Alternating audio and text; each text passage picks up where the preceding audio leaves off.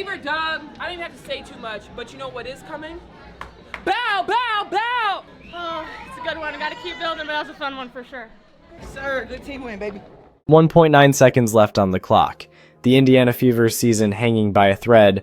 The ball bounces loose, and there's Aliyah Boston reaching in for the steal that saved their playoff hopes. But that steal was more than just the end of a basketball game. It was the final moment of a story that started weeks earlier when their star rookie went down with injury.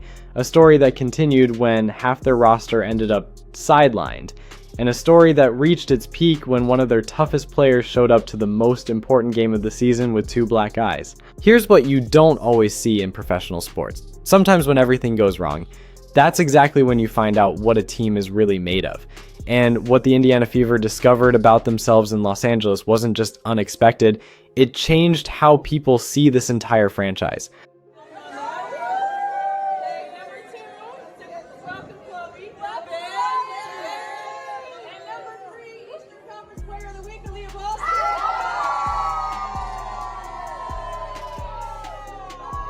This isn't just about one basketball game. This is about what happens when a team gets stripped down to its core, and that core turns out to be stronger than anyone imagined. Let me walk you through exactly how it happened and why it matters for everyone watching women's basketball right now. The situation looked tough from the start. Caitlin Clark, the rookie who brought millions of new fans to the WNBA, has been out for weeks. With a groin injury, Sophie Cunningham, their reliable shooter and defensive presence, was unavailable. Sydney Colson and Ari McDonald, 2 guards who handle significant minutes, couldn't play either. That's 4 rotation players just gone. Oh gosh, I mean, you know, from the time she's stepped foot here with us, I mean, she's just a solid presence, a great leader, always positive, wants to win more than anything. And I mean, those are the kind of players that we want here across the... And then there's Lexi Hull, who days before had collided with Seattle's Gabby Williams in what looked like a serious accident. The result? 2 of the most visible black eyes you'll see on a professional athlete. But Hull didn't even think about sitting out. As Hull explained it after the game, originally I was like, I just need to get the swelling to go down in my forehead. So I put a patch, slept with it. The next day I woke up and I was like, okay, the bump is almost gone, but now I have 2 black eyes. So that was tragic. But Hull suited up anyway, becoming a visual reminder of what this team was willing to do to stay competitive. The stakes were clear. Indiana sat in 6th place, barely holding on to a playoff spot. The LA Sparks were just 2 games behind in 9th place.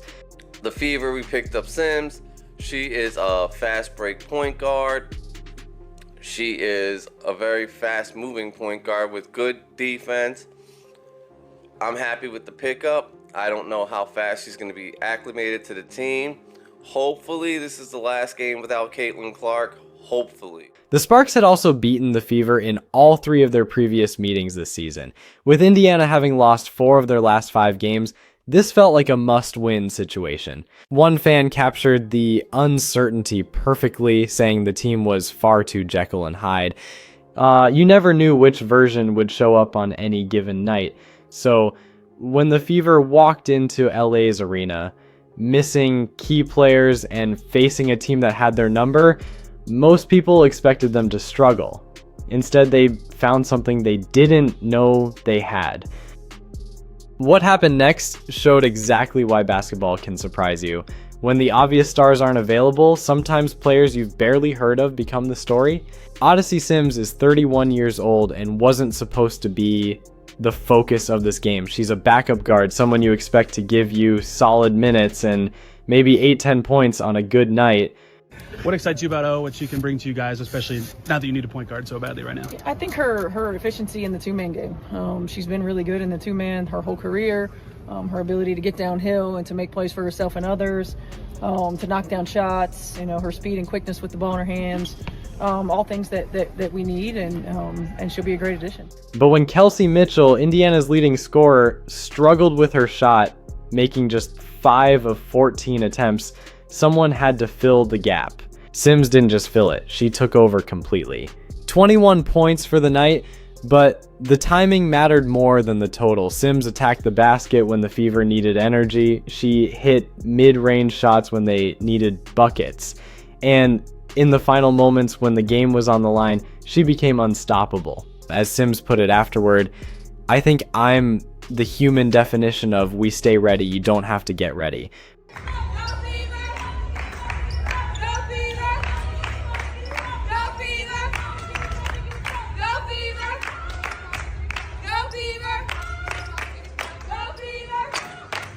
For a player who's been released and signed multiple times throughout her career, those words carry weight. The defining moment came with 13.6 seconds left.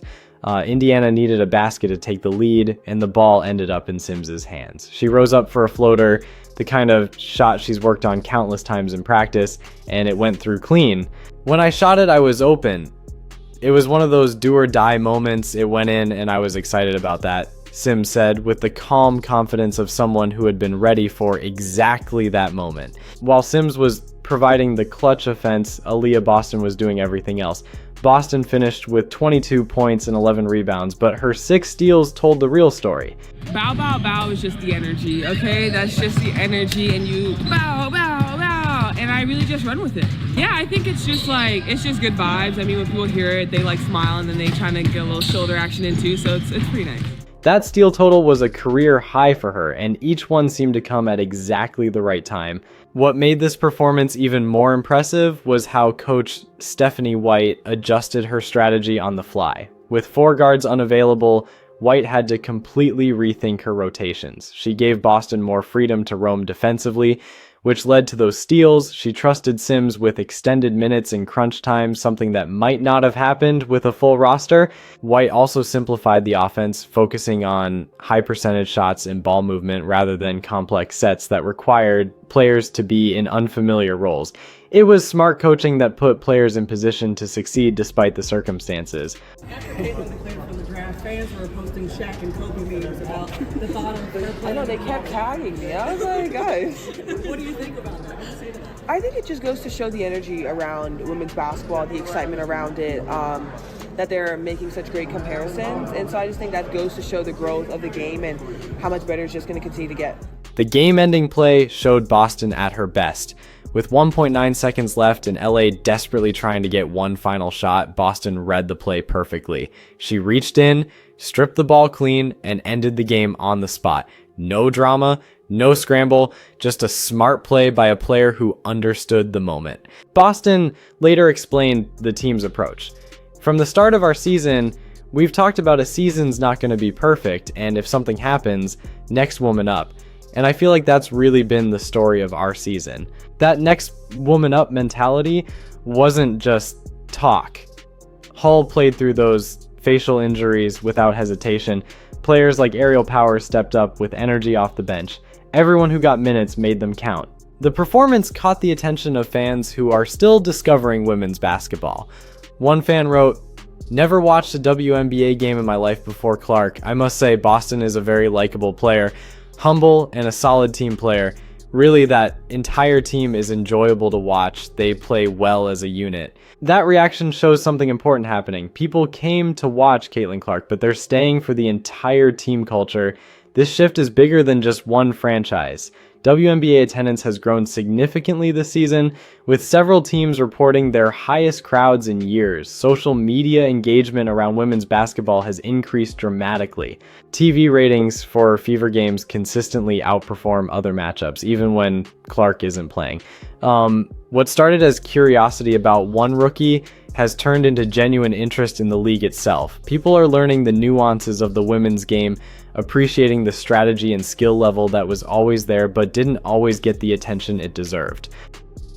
You know, we just we had moments where we had some breakdowns in personnel D, and it hurts us. I mean, you know, they're the best team in the league right now for a reason, and they make you pay when you have those mistakes.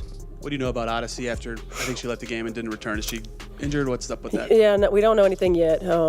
She's going to get evaluated tomorrow, so we'll see.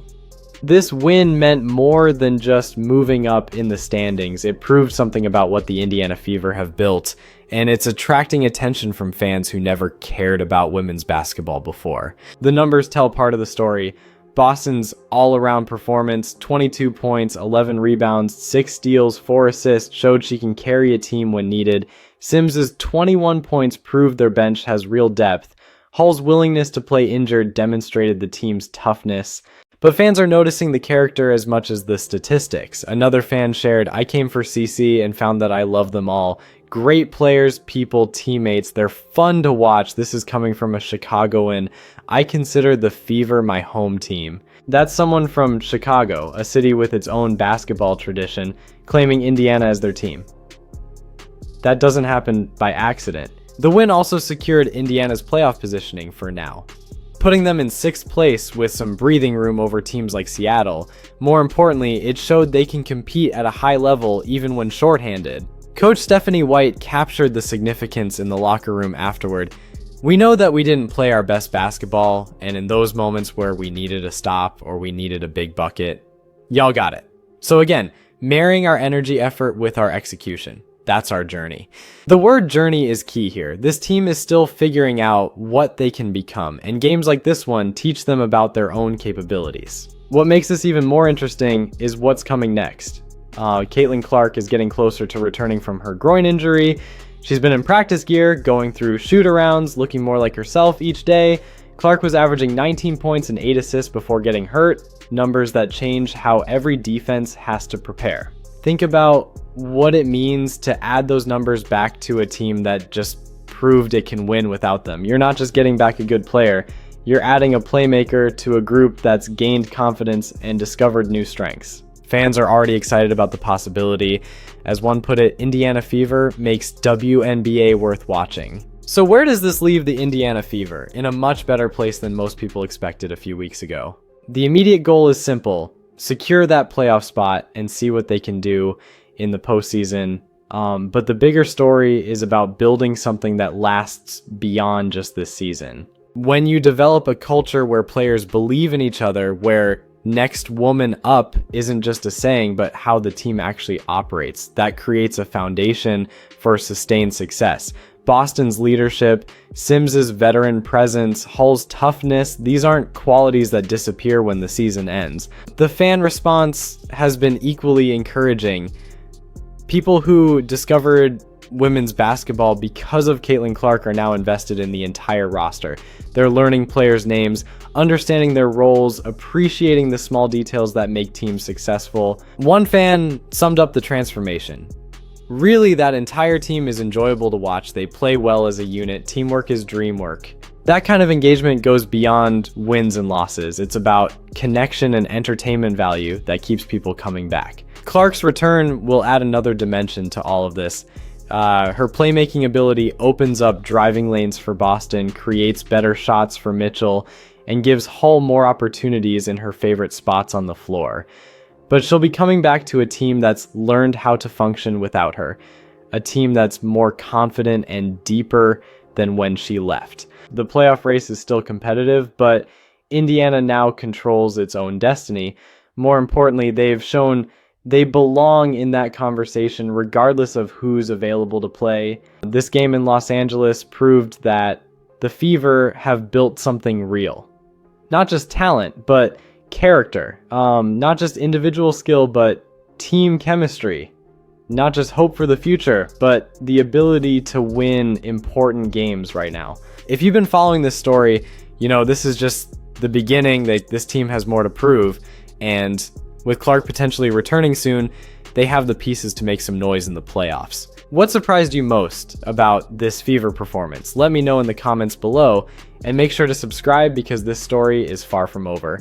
The best chapters might still be ahead of us. The Indiana Fever showed that sometimes when everything seems to be falling apart, that's exactly when you discover what you're really made of. And what they found in themselves that night in Los Angeles has changed how people see this entire franchise. With playoff basketball around the corner and their biggest star getting ready to return, the question isn't whether the Fever will compete. The question is how far this newfound confidence can take them.